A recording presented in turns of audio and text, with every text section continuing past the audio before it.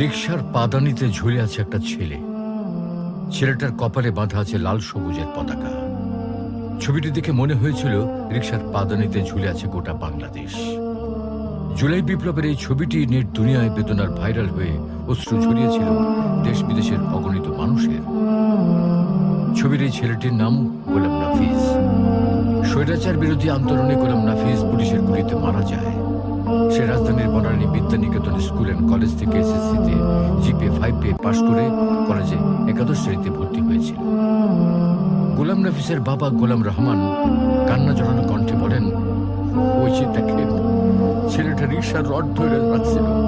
কত খুঁজলাম, তখন যদি ছেলেটাকে পাইতাম, বাঁচানোর জন্য একটু চেষ্টা করতে পারতাম। ছেলের বুকের মধ্যে লাগা গুলি পিঠের দিক দিয়ে বাইরে হয়ে যায়। পরে তো শুনি আমার চাঁদের মতো ছেলেটা মর্গে আছে। 4 আগস্ট বিকেল 4টার দিকে ফার্মগেট এলাকায় গুলিবিদ্ধ হয়ে শহীদ হন নাফিজ। সে ছিল মেধাবী, মেধার সাক্ষ্য রেখেছিলেন এসএসসি পরীক্ষায় জিপিএ 5 পেয়ে। ছোট থেকেই নাফিজ পড়ালেখার পাশাপাশি সাংস্কৃতিক অনুষ্ঠানে অংশ নিতেন। মুক্তমনা হয়ে বেড়ে ওঠা ও নিজেকে একদম এগিয়ে রাখার লক্ষ্যে নাফিজ নিজেকে যুক্ত করেছিলেন বাংলাদেশ স্কাউট ও বিএনসিসির সকল কার্যক্রমের সাথে।